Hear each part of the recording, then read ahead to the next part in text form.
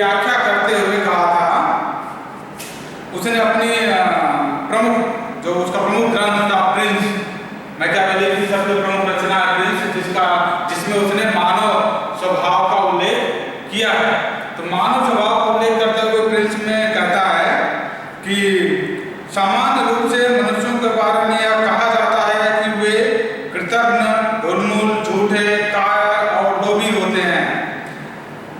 जब तक आपको सफलता मिलती है वे पूर्ण रूप से आपके बने रहते हैं। वे आपके लिए उस समय तक अपना रक्त, संपत्ति, जीवन और बच्चों का बलिदान करने के लिए तैयार रहेंगे जब तक कि उनकी आवश्यकता नहीं होती। जब आवश्यकता उत्पन्न होती है वे आपके विरुद्ध विद्रोह कर देते हैं। इस पैराग्राफ से क्या होता है, उसने ये अपने जीवन में अनुभव किया था इन घटनाओं से, या उसको जब अपने करीबियों, अपने दोस्तों या दूसरे जो उसके नजदीकी लोग थे उनकी आवश्यकता महसूस हुई होगी और उस समय उन्होंने धोखा दिया होगा। तो हमने इसीलिए पहले आपको कहा था कि जब भी आप किसी भी पॉलिटिकल थिंकर की सिद्धांतों को पढ़ने जाएं तो उसका जीवन परिचय अवश्य पढ़ें। जीवन परिचय पढ़ने से क्या होता है कि जिस परिवेश में उसका विकास हुआ है, वृद्धि जन्म हुआ, जिस परिवेश में वो पला बढ़ा है, उस परिवेश का उसके विचारों पर गहरा प्रभाव पड़ता है। तो ये भी मैकियावेली भी एक सामान्य परिवार में आता जिसकी दैनिक आवश्यकताओं की प्रतिपूर्ति वो करना कठिन था, तो उसको सहायता की आवश्यकता पड़ती थी, उस समय उसको सहायता नहीं मिली। तो इसका जो मानसिक विकास था वो भी अवरुद्ध तो नहीं कर सकते मानसिक विकास, लेकिन उसका प्रभाव उस पर इम्पैक्ट पड़ा, उसके विचारों पर, कि मनुष्य समय पर सहायता नहीं करता है, वो आपको दिखावा करता है कि मैं आपका शुभचिंतक हूँ, लेकिन जैसे ही आपको कोई काम करता है वो पीछे हट जाता है। तो वही ये पैराग्राफ में करता है। वो आगे कहता है कि मनुष्य न केवल कायर और मूर्ख होते हैं वरन स्वभाव से दुराचारी भी होते हैं। दुराचारी मतलब निकृष्ट, जो उसका व्यवहार है वो समाज के मान्यताओं के अनुरूप नहीं है, तो दुराचारी होता है। आवश्यकता उत्पन्न होने पर वे सदाचारी होने का दिखावा करते हैं, लेकिन वास्तविक दृष्टि से वे अपनी वासनाओं के दास और प्रथम श्रेणी के स्वार्थी होते हैं। तो ये जो मैकियावेली कह रहा है मानव स्वभाव के बारे में, इससे ये परिलक्षित होता है कि उसके जीवन में जिस प्रकार के उसके सहयोगी आसपास के लोग रहे होंगे उन्होंने उसकी सहायता नहीं की होगी, जिससे उसके इस विचारों की उसके दिमाग में इस प्रकार के विचारों का जो विचार उत्पन्न हुआ है। मैकियावेली जो मनुष्य मूल रूप से मनुष्य के स्वभाव का विश्लेषण करते हुए उसकी दो विशेषताएं बताता है।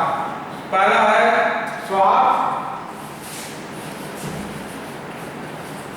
और दूसरा है भय। तो मानव स्वभाव के जो संपूर्ण व्यवहार का अध्ययन करते हुए वो जो मूल तथ्य के रूप में, सिद्धांतिक रूप में प्रतिपादन करता है कि मनुष्य के स्वभाव में दो चीजें महत्वपूर्ण है। पहला उसका स्वार्थ, मतलब जब उसका अपना हित पूरा होगा किसी कार्य को करने में, भले वो आपका साथ देने में हो, सकारात्मक या नकारात्मक, अगर उस व्यक्ति का भी भला हो रहा है तभी वो आपका साथ देगा, उसके अपने साथ की प्रतिपूर्ति हो रही है तभी वो आपका साथ देगा। या दूसरा है भय। भय मतलब डर, या तो उसके साथ की प्रतिपूर्ति नहीं हो रही है फिर भी आपको वो साथ दे रहा है, कहने का मतलब वो आपसे डरा हुआ है, शक्ति का डर है या उसको अपना अहित होने का डर है। तो दो चीजें मानव स्वभाव की सबसे महत्वपूर्ण चीज वो अपने सैद्धांतिक रूप में या अपने पूरे विचार में मानव स्वभाव में पाता है कि दो चीजें महत्वपूर्ण है, स्वार्थ और दूसरा भय। स्वार्थ की भावना और भय की भावना, ये दो चीजें ही हैं जो उसको ये चीजें आगे अपने व्यवहार को परिलक्षित करने में, लेकिन ये दो अस्थायी भाव नहीं है। उसका कहना है कि ये बदलते रहते हैं समय और निष्ठा या उसकी आवश्यकता के अनुसार से वो ये चीजें बदलते रहते हैं। इसी के आधार पर मैकियावेली ने दूसरा पॉइंट पढ़ाया है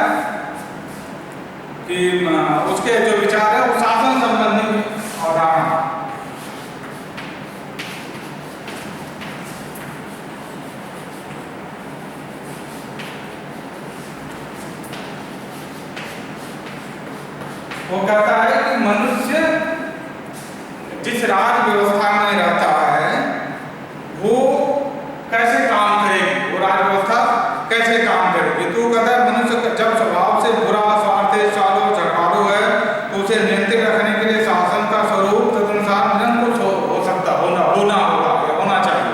उसका कहने का मतलब कि शासन का जो स्वरूप है, शासन संबंधी विचार में शासन का स्वरूप, शासन का स्वरूप कैसा होना चाहिए। तो कहता है 2 रूप का हो सकता है शासन का स्वरूप। पहला कि वो परोपकारी या दूसरों के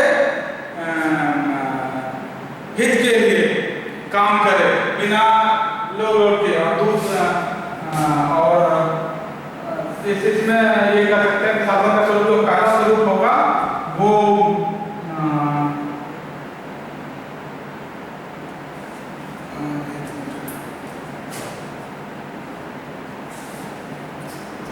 शासन स्वरूप पहला जो वो हितकारी या दूसरे रूप में कहें लोकतांत्रिक हो सकता है, और दूसरा निरंकुश। तो वो कहता है कि जो पहला स्वरूप है हितकारी, जिसमें मानव के स्वतंत्र छोड़ दिया जाए उसके विवेक के काम करने के लिए, तो इस प्रकार की जो शासन व्यवस्था है वो ज्यादा प्रभावशील नहीं होती है। तो क्या कहता है तो क्या पता है शासन का जो स्वरूप है वो निरंकुश होना चाहिए। निरंकुश मतलब लोगों को शासन का डर होना चाहिए कि वो अगर नहीं करेंगे, शासन के आदेशों का पालन नहीं करेंगे तो उनको उसके बदले में सजा हो सकती है। इसलिए वो शासन के मनुष्य के कहता है कि मनुष्य शासन के आज्ञा का पालन कब करता है, 2 अवस्थाएं होती हैं। पहला कि वो स्थायी भाव जो उसका होता है कि वो बिना डरे हुए श्रद्धा या प्रेम से, श्रद्धा के वशीभूत होकर, श्रद्धा या उसको बोलते हैं प्रेम, श्रद्धा या प्रेम से आपकी आज्ञा माने जाती थी।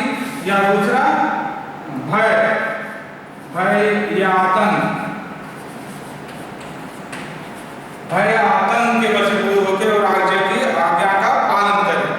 तो वो कहता है कि जो पहला पॉइंट है, तो राज्य की आज्ञा हम स्वेच्छा से माने या अपनी श्रद्धा से माने, या हम अपने राज्य के प्रति हम अपनी जिम्मेदारी समझते हैं उसके प्रति माने, तो वो एक स्वरूप होता है। दूसरा होता है भय या आतंक। तो कहता है कि शासन की आज्ञा का जो भय और आतंक वाला दूसरा स्वरूप है ये ज्यादा महत्वपूर्ण है, क्योंकि श्रद्धा और प्रेम में परिस्थितियां बदलने पर मनुष्य का वो व्यवहार बदलता रहता है, निश्चित नहीं होता है। और वो अपने जब पहले माध्यम से वो करेगा तो वो ये नहीं अपनी इच्छा या अपने स्वार्थ को ज्यादा तरजीह देगा। तो कहता है कि शासन का दूसरा स्वरूप जो है भय और आतंक वाला, जिसमें शासन का डर लोगों में हमेशा बना रहे, वो प्रभावकारी होता है शासन के संचालन के संदर्भ से। तो वो कहता है कि शासन को निरंकुश होना चाहिए ताकि वो लोगों से अपनी इच्छा अनुसार कार्य करवा सके। इसी आधार इसकी बहुत आलोचना हुई कि शासन के इस तरह के स्वरूप को कैसे कोई परिभाषित कर सही मान सकता है, या शासन के निरंकुश स्वरूप को हम कैसे उचित ठहरा सकते हैं। लेकिन उसने जो व्यावहारिक चीजें देखी थी धरातल पे, मैकियावेली ने जो अपने जीवन में को सामान्य रूप से हम भी देखते हैं कि अगर किसी की स्वेच्छा पर चीजें छोड़ दी जाए तो वो कैजुअली लेता है, लाइटली लेता है, उसको परिपालन नहीं करता। लेकिन अगर उसको डर हो, सजा हो, या उसको बदले पनिशमेंट से उसको भय हो, तो वो ज्यादा जल्दी या ज्यादा प्रभावी तरीके से उस काम को करता है। लेकिन इसकी आलोचना भी दूसरे भी कर सकते हैं कि भय या आतंक का सहारा लेकर अगर हम चीजों को करते हैं लंबे समय तक, तो वो फिर क्रांति का कारण बनता है। तो ये दोनों ही स्थितियां हो सकती है। लेकिन जो मैकियावेली ने शासन के अवधारणा प्रतिपादित की थी वो उसका निरंतर स्वरूप या भय आतंक का सहारा लेकर शासन के प्रक्रिया को संचालित करने के पक्षधर था। वो इसलिए था कि जिस परिवेश में मैकियावेली ने अपनी व्यवस्था का सिद्धांत शासन के संदर्भ में ये चीजें कही, उस समय ये ज्यादा उसको प्रभावकारी लगा अपने अनुभव के आधार पर, तो उसने इसका सहारा लिया।